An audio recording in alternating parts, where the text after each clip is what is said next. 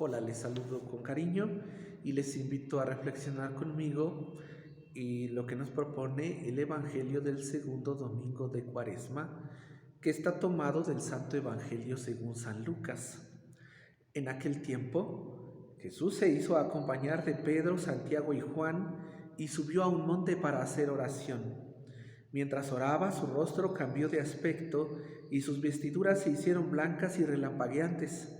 De pronto aparecieron conversando con él dos personajes rodeados de esplendor. Eran Moisés y Elías, y hablaban del éxodo que Jesús debía realizar en Jerusalén.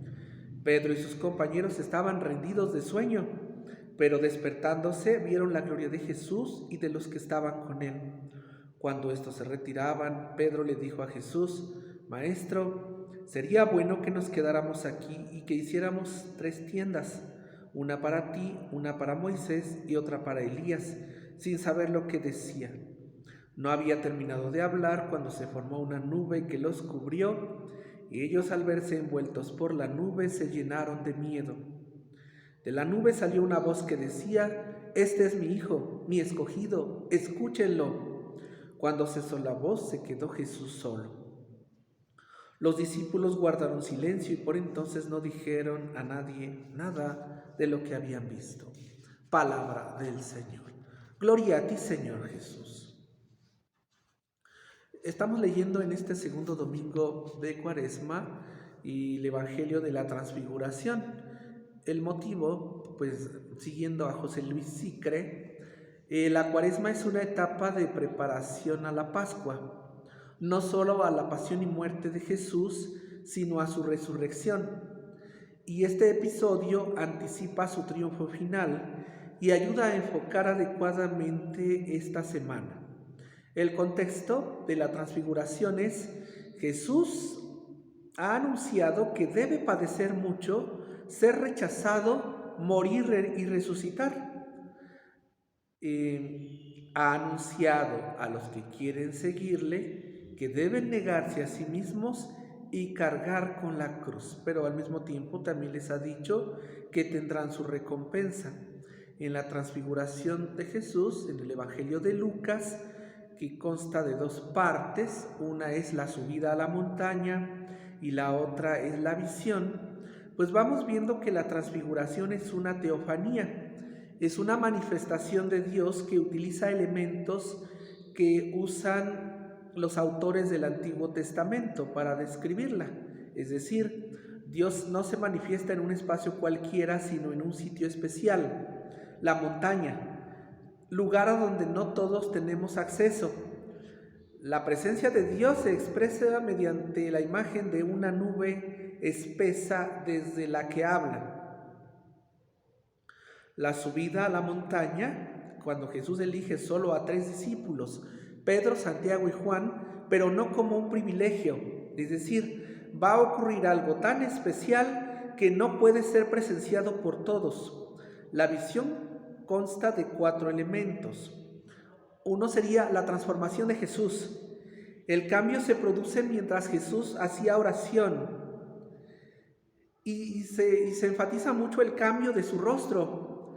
Es un anticipo de las apariciones de Cristo resucitado, cuando su rostro es difícil de identificar por María Magdalena, por los discípulos de Emaús o por los discípulos en el lago. El segundo elemento es la aparición de Moisés. Moisés es el gran mediador entre Dios y su pueblo. Es el profeta con el que Dios habla cara a cara, y por Moisés existe la religión judía. Él es el fundador del judaísmo. Elías es el profeta que salva a la religión en su momento de crisis. En el siglo IX a.C., cuando está a punto de sucumbir con el influjo de la religión cananea. Entonces, Moisés y Elías son 2 personas importantes. Y lo importante es que los discípulos lo vean para garantizar la importancia del personaje al que están siguiendo. Jesús no es un hereje ni un loco, no destruye la labor religiosa de siglos. Va en la misma línea, llevándolo a la plenitud. Pedro descubre que es mejor quedarse ahí. que bajar del monte y cargar con la cruz para seguir a Jesús hasta la muerte. ¿Sí? El monte queda cubierto, bueno, el tercer elemento, el monte queda cubierto por una nube como en el Sinaí. 4. Las palabras de Dios las palabras que salen son las mismas del bautismo cuando Dios presenta a Jesús como su siervo, pero además con un imperativo: escúchenle. Seguir a Jesús no solamente es ir con Él, sino que posiblemente incluso compartir su destino.